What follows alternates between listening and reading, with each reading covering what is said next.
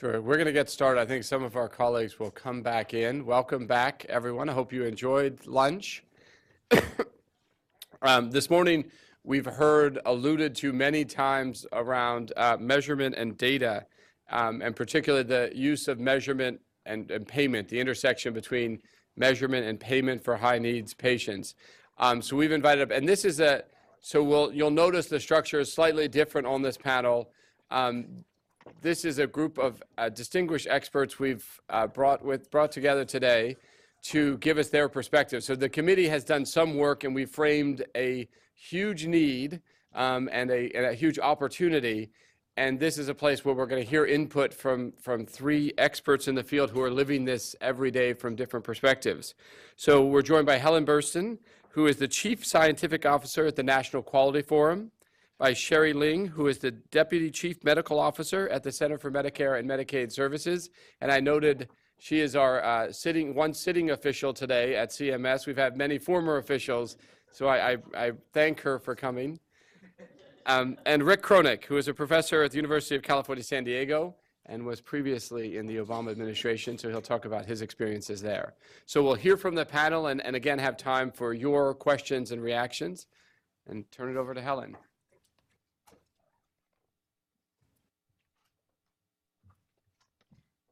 Hi, everybody. Pleasure to be here with you today. I get you post-prandial, so hopefully we'll keep this engaging. So really thrilled to think through this issue, and measurement has come up so many times this morning and the related issues of data, so it seems timely that we talk this through a bit. So first, I want to just put this slide up because it is the National Quality Strategy, and I think it's important because I think it actually is the true north here. We talk a lot about different frameworks and models, et cetera, but I think the 6 national priorities identified here really still are the right ones. And I think really if we could get everybody rowing in the right direction and trying to really focus on some of these high priority areas like communication, coordination, working with communities, strengthening in person and family-centered care, it's very much of what we've heard this morning. And I think, from a measurement perspective, what's frustrating is we have many measures in areas of effective prevention and treatment, fair number of measures in safety, and painfully few across some of the other highest priorities we've got right now. Very few around care coordination, very few around patient and family-centered care. And as an anecdote that attributed to several different people, sometimes people refer to care coordination measurement as the Bermuda Triangle of measurement. Many have gone in, and few have emerged with a measure. And much of that is actually related to data. So I think that the data piece here really is a critical consideration. I'm going to give a very high-level view of what my sense over decades of really thinking about measurement, where we are right now. I think it applies broadly, but especially to people at highest risk here, the most vulnerable, who have chronic health care needs. So I think first and foremost, regardless of when you talk about what we need, the first thing we need to do is reduce unnecessary measurement. There is still a lot of measurement for measurement's sake. I think, as we heard earlier, way too much box checking that's done because of something that's a requirement, but that's not adding value. So I think very much need to measure where and when it's most appropriate. We don't have to just keep repeating measurement everywhere for the sake of having a measure for a particular program. We have to remove measures that don't add value from programs.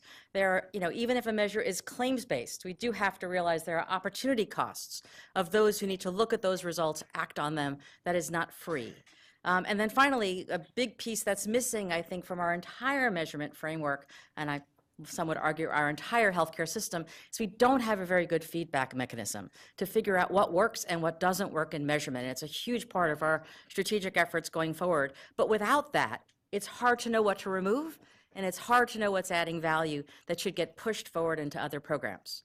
I think there's going to be a significant drive towards patient-centered outcome measures, and I'll spend a fair amount on that in the coming slides. We've got to really address some of the macro measurement science issues that really are the underpinnings of a lot of what we're going to do going forward.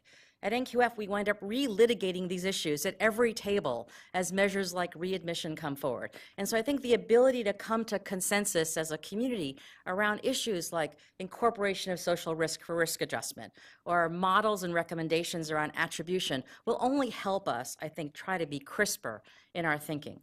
We also want to make sure we can fill those prioritized measurement gaps, and something I put on all my slides because it's a passion of mine, but we also just don't tend to assess disparities in all we do from the get-go. It's always the afterthought, and I think as we're building these better data systems, the ability to think about building that in from the start is really important. This was a slide from my old former group at Partners, which I think really sums this up well. If we really want to get at this move towards value, I think the future of measurement very much is that value for patients is their outcomes as defined by the patient over an episode of care, and the cost that's also reflective of a patient's episode across an episode of care. We've got to get away from looking at costs in one particular setting by setting, provider by provider, but really understand it across the spectrum to be able to understand what's the ratio of health outcomes to the cost of delivering those outcomes. And we've did this work over many years now, but really becoming front and center now as we begin to think about what patient-centered outcomes we need for this population. It's not going to be the simple process measures that have been around for a very long time, setting by setting. It's going to be much more of a longitudinal perspective, which I know is a very significant data challenge, but really important we get it right, to be able to look across the phases of care, again, from a patient-centered point of view. What is their ultimate functional status, quality of life? Shared decision-making, as I'll mention in a moment, is an actual opportunity that's not as difficult to do right now in terms of measurement that I think we need to take advantage of. Clinical outcomes, patient-reported outcomes, and finally, not forgetting how cost all fits together here. Gave a talk last week to the Special Needs Plans Alliance, and a lot of the discussion was, should we have social risk adjustment for many of the measures? And my first comment was, look at some of the measures you're being held accountable for. I mean, is osteoporosis screening really going to be the top of the list for a patient in a special needs plan? So again, I think this opportunity to think very differently, reduce what's not adding value, and even if it's difficult, some of these may be burdensome, difficult measures, think about a parsimonious set of those that I think we could really use to drive improvement. And just in the PRO-based world, I think there's been a lot of efforts going on currently around how we can use patient-reported outcomes and measurement. And I think we're hitting a bit of a tipping point in terms of people really starting to see this is doable. And it's what's really attractive about PROs is patients resonate with them, but so do clinicians. There's something very valuable about being told this patient got better. This patient did not get as better as you expected in a way that we've not had as part of our ability to look at care. So PROMIS is a really important piece of this. We've been working very closely with PROMIS. I know CMS has great interest in understanding the role of those tools to be able to move this measurement forward. We had some great work funded by HHS a couple of years ago, resulting in this monograph by David Sella of how do you take these PROs and use them in performance measurement. They're not ready as they are. We have to think about, is the performance measure, for example, the percent improvement annually? Is it that a patient stayed stable? Is it that you simply just administered the PRO? So lots of work to do there. And then lastly, I included this wheel. This is the ICHOM, the International Consortium for Health Outcomes Measurement, measure set for older adults. And again, as you start looking at what's inside here, we get closer to, I think, what is more meaningful. It does get at issues like frailty, quality of life, participation in decision-making, as well as some of the key outcomes like place of death and survival. A couple moments about shared decision-making, and I'm sorry Janet left, but I think Beth is still here. We've had the pleasure of having some great funding this year from the Moore Foundation to begin thinking about this question of how shared decision-making fits in to the measurement framework. And some of this really is just the basic interaction with patients and having them engage, making value-based choices, and recognizing that if you're informed, the clinician has the choices, the options, the benefits, and the harms, but really with information, we can try to, with some value-based assessment, help patients make decisions, including end-of-life decision-making, a critical piece of this that's still not really been fully captured. And then we've also been looking at new measures coming forward that assess what's called decision quality. And we've got several of these about to be endorsed in the next couple of weeks that look at, did the patient know how much they were engaged? Were they really able to indicate that the decisions made reflected their shared goals and preferences? And some of these are already coming forward, and I think patients really appreciate them. And I think it's something, again, ideally we'd want measurement to be in a place where clinicians can see the value of it for improvement, and patients and their families can see the value of it to actually make decisions. And I think shared decision-making is another one of those logical places where I think those come together. A little bit specifically about the duals and some work we've been doing recently. So many of you know we have a dual eligible work group of our Measures Application Partnership, and part of their role is to actually identify the highest priority measurement gaps that are out there. And so many of these have been mentioned this morning, I won't even read them. But again, goal-directed, person-centered planning and implementation, moving beyond the checkbox of do you have a care plan, but how you are actually engaged in that work. Are there systems in place to coordinate acute care and long-term care services? Beneficiary sense of control and autonomy, optimal functioning again comes up, as well as particularly for this population with all the emphasis on long-term systems and supports, community integration and participation. And the recent work we've done on home and community-based services are really important lesson for us who've been very focused on healthcare to be out of the healthcare space. I mean, our panel wouldn't even allow them to be called patients. They are consumers. A very different model, but very strong, important community, particularly around the disabled. But as you can see, a wide range of people are really having a lot of emphasis right now on home and community-based services, including multiple chronic conditions, over 65, disabilities, et cetera. And this was part of the domains that were brought forward by this committee, and I'm sure they'll share these slides, but again, really making the point that so many of these issues are really about quality measurement in the context of the system, the provider, and the consumer coming together to really drive improvements. I just want to mention thank you to Bruce and the SCAN Foundation, did some recent work on some case studies, for example. How have communities approached some of these essential attributes for individuals with complex care needs? And we picked 3 exemplar communities to work with and begin to think about what would measurement and data need to be to support some of these older adult populations. And so some lessons learned, there definitely were some communities using innovative data in innovative ways, particularly to identify the high-risk patients, as we heard this morning. It was very difficult for them to then connect those data to the social services that were delivered. They still tend to use medically oriented outcomes.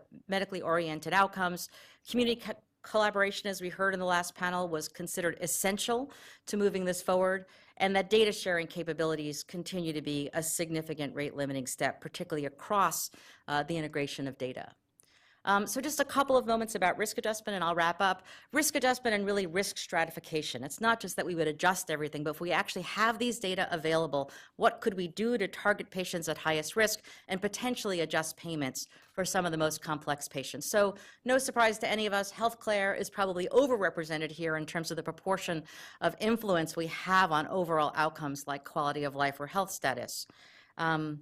And this recent report just came out from the National Academy of Medicine just last week on accounting for social risk factors and Medicare payment data. And this was the data-focused one. And again, just emphasizing how little we can actually grab right now tied to Medicare to get at some of these social determinants, but a pretty clear pathway of the kind of data we need to be bringing in, things like neighborhood deprivation and some of the issues around acculturation and income. So I think an important lesson for us as we move forward. And then lastly, if we think about this next generation of what we need to do to better adjust, stratify, target patients, much of which was discussed this morning by Melinda. But the idea of moving beyond this reliance on just using claims for everything is something really important. Somebody with CHF on a claims could be my mom's puffy ankles or somebody awaiting a transplant. Really time to get more sophisticated to be able to truly target. And the whole issue of unmeasured clinical complexity, even if you take the social risk away, there is still a huge amount of clinical complexity that this patient population encounters that we're not able to capture. things like frailty. What are the right groupings of multiple chronic conditions? What's the risk differences within conditions? And then how do we even look at things like poor functional status as a way to begin stratifying and understanding this population? So last slide, this is our new strategic plan, and I just want to put it up here just to make two cases, one of which is we have to accelerate the development of the needed measures, and we're starting to do some of that through our incubator toward prioritizing measures and gaps. But the second box on the left there, we have to reduce the measures that aren't adding value, or else we won't have room for the others. We have to drive the implementation of the measures we think will actually work, and to really build on what Melanie said earlier, we have to facilitate this feedback of what works and doesn't work. We're living in a vacuum of really not knowing what's working on the ground, and because of that, I don't think we're making as much progress as we could as a nation. Always end with this slide. It was actually William Bruce Cameron and not Albert Einstein who said this, but not everything that counts can be counted, and not everything that can be counted counts. Still sums up for me where I think we are in the measurement enterprise, but we can't improve what we don't measure, and we think Deming said something like that. So with that, thank you much.